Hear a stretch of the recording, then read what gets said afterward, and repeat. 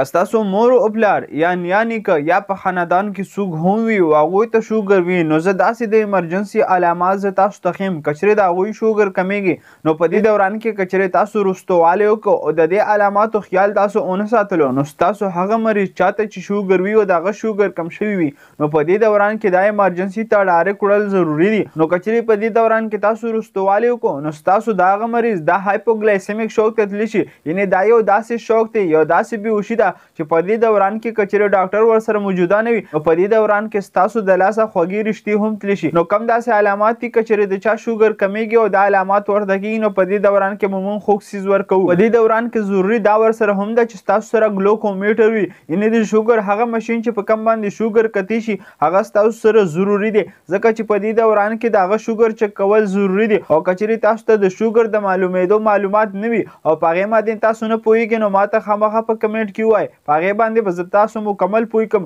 خو د هغې نه وړاندې که چېرې ستاسو مریض ته دا علامات کېږي او د هغه شوګر کمیږي نو په دې دوران کې به تاسو خامخا د ایمرجنسي ټریټمنټ ورکوئ په کور کې نو ما ته غوږ کې دا ټول علامات زه تاسو ته وایم او تاسو چې کله هم د علاماتو باندې ځان پوه کړئ نو تاسو په کور کې هغه مریض ته هم علاج ورکولی شي د چا چې بار بار شوګر کمیږي خو د دې سره ضروري دا خبره ده چې ستاسو سره ګلوکومیټر وي او څومره ویلیو چې موږ ته راکوي دا ګلوکومیټر یعنې د شوګر مشین چې په دې دوران کې بیا موږ مریض ته خوږ څیز ورکوو دا ټول معلومات زه تاسو ته درکوم نو ویډیو مکمل وګورئ او دا معلومات ترلاسه کړئ نو که چېرې ستاسو په کور کې د شوګر مریض وي او تاسو ته پته لګي چې د دې شوګر بار بار کمیږي نو تاسو ته ضروري او ډیره اهمه خبره دا ده چې تاسو په کور کې ځان سره د شوګر مشین کم ته چې ګلوکومیټر ویلی شي هغه ځان سره په کور کې وساتئ چې په هغې باندې تاسو هر ټایم بیا د خپل مریض شوګر چک کولی شئ که چېرې ایمرجنسي کنډیشن شي نو تاسو په ایمرجنسي حالاتو کې هم په کور کې هغه ته ټریټمنټ ورکولی شئ او که چېرې ان ایمرجنسي کنډیشن وي نو په هغې دوران کې هم تاسو دا معلومیږي چې د دې شوګر په کم مقدار کې چلیږي نو کم داسې ویلیو ده که چېرې د هغې نه انسان شوګر کم شي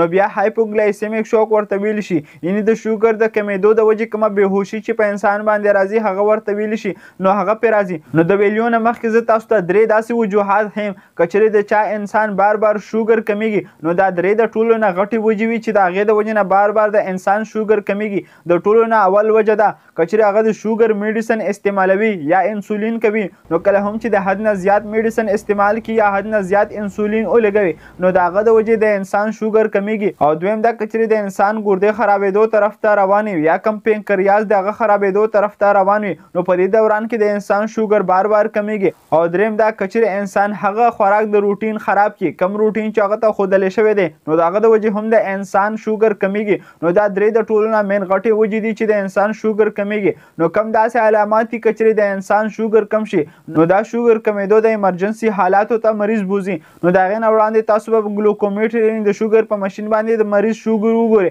نو که چېرې د مریض شوګر په نهاره یا په مړه باندې د 60 نه په کمیدو باندې را روان وي نو په دې دوران کې دا د ایمرجنسي طرف ته روان وي او که چېرې د مریض د 50 نه شوګر کم شولو نو په دې دوران کې دا ایمرجنسي طرف ته شو نو په دې دوران کې به تاسو څه کوئ او په دې دوران کې په مریض باندې کم داسې علامات دي چې هغه پرې راځي نو په دې مریض باندې په دې ټایم کې د ټولو نه اول د سر چکر را شروع شي او د سر چکر سره سره هغه په رپېدو شي او د رپېدو سره سره د هغه په وجود باندې خوله را شروع شي یخه او د هغې سره د هغه چې کوم زړه دړکن دی هغه ډېر زیات تېز شي او د هغې سره سره په هغه مریض باندې کنفیوژن را شروع شي یعنې هغه بې حسه شي او د دې سره سره دې مریض ته لوږه ډېره زیاته ولګي او د دې سره سره د هغه چې کوم د سترګو نظر دی هغه په خړوالي باندې راشي او دا مریض ډېر زیات په یریدو شي او په دې کې دوه داسې علامات چې دا مکمل د ایمرجنسي علامات دي که چېرې په دې دوران کې هم تاسو خیال ونه ساتلو دا مریض تاسو سره هایپوګلایسیمیک شوک ورته ویلی شي کله هم چې د شوګر مریض شوګر کم شو د هغه د وجې کم شوک هغه ته کېږي نو ګلایسیمیک شوک ورته ویلی شي په دې دوران کې د هغه په وجود باندې ډېر زیات رپېدل را شروع شي او په دې ټایم کې په هغه باندې ډېره زیاته خوله را شروع شي او په دې ټایم کې په دې مریض باندې بېهوشي را شروع شي او په دې ټایم کې په دې مریض باندې ډچکې را شروع شي چې دا کنډیشن د مریض ایمرجنسي کنډیشن دی نو که چېرې په دې دوران کې تاسو د دې مریض ته څه خوږ څیز ورنکړو او تاسو د هغه خیال ونه ساتلو او تاسو د هغه شوګر چک نه کړو نو په دې دوران کې ستاسو د لاسونو خوږې رشتې هم تللی شي